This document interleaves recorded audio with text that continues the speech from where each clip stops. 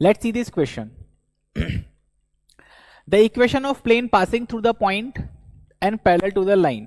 Concept समझते हैं पहले क्या है कि आपके पास यहां एक प्लेन है, इस प्लेन में आपने पहला पॉइंट बता दिया कि सर आप पहला पॉइंट 3,2,2 ले लो, आपने बी पॉइंट बता दिया कि सर आप यहाँ पे 1,0,-1 ले लो, और ये प्लेन से एक लाइन पैरेलल है और उस लाइन के आपने डायरेक्शन रेशियोज या फिर पैरेलल वेक्टर बोलते हैं 2, -2, -3, तो उसका पैरेलल रेशियो है 2i cap -2j cap plus 3k cap. बात समझ में आया? अगर इन दोनों पॉइंट को ज्वाइन करके मैं एक लाइन बनाऊं तो उस लाइन के भी कुछ ना कुछ डायरेक्शन रेशियोज आएंगे। एक प्लेन जिस पर दो पॉइंट लाई कर रहे हैं उन दोनों को मिला के एक लाइन बनाया, प्लेन के पैरेलल एक लाइन दे रखा है, ठीक है, तो ये एक लाइन प्लेन पर और एक लाइन प्लेन के पैरेलल, अगर इन दोनों लाइन का मैं क्रॉस प्रोडक्ट निकालूं तो एक ऐसा वेक्टर निकल के आएगा जो कि प्लेन पर लाई करने वाली लाइन और प्लेन के पैरेलल वाली लाइन दोनों के परपेंडिकुलर होगा। बात समझ में आया? तो अगर वो प्लेन पर लाई करने वाली लाइन के परपेंडिकुलर है तो मतलब प्लेन के भी परपेंडिकुलर है, तो मुझे प्लेन के परपेंडिकुलर वाली लाइन मिल जाएगी तो मुझे प्लेन का नॉर्मल वेक्टर मिल जाएगा। ठीक है, तो हम यहां पर एक चीज ये लिख सकते हैं, equation of plane is a vector n dot vector n is equals to d, where n vector is normal vector to the plane.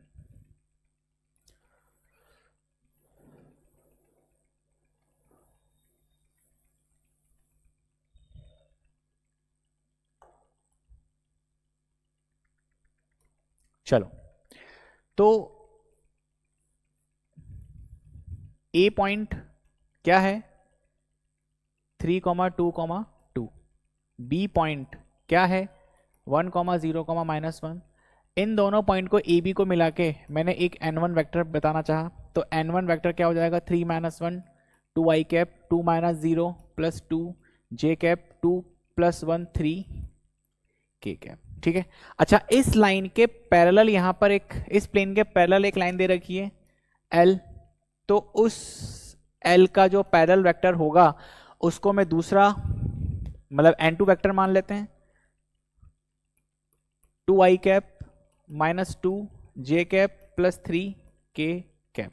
मुझे प्लेन का एक्चुअल में नॉर्मल वेक्टर चाहिए, तो दोनों का क्रॉस प्रोडक्ट जो कि प्लेन के इवेंचुअली परपेंडिकुलर आएगा, तो n vector will be what n1 vector dot n2 vector, i cap j cap k cap, 2 2 3 2 - 2 3,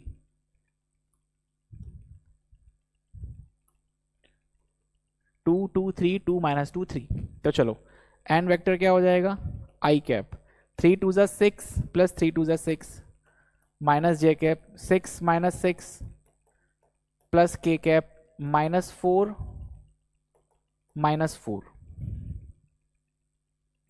सही लिख रहे हैं, 3 - 1 2 2 - 0 2 + 1 3 2 2 3 2 - 2 3, ठीक है, 2 2 3 2 - 2 3, 6 - 6 6 - 6 वो 0 हो जाएगा, -2 -4 -4, चलो चलते हैं।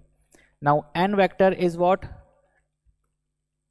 12 i कैप, ये 0 हो जाएगा, -8 k cap, 8 i cap minus,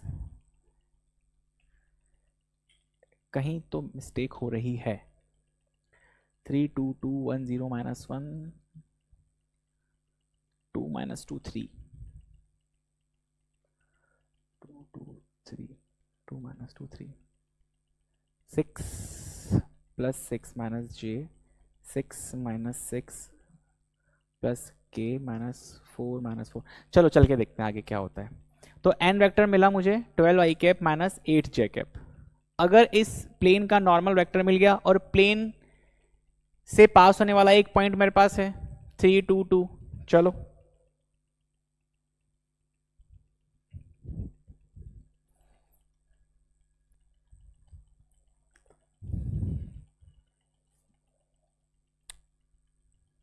0.10 -1 ले लेते हैं, b 0.10 -1 एंड नॉर्मल वेक्टर क्या है 12 i cap minus 8 k cap, 12 i cap minus 8 k cap. Equation of plane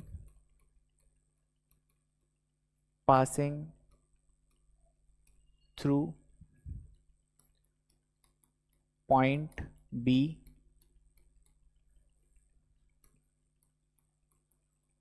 having n vector as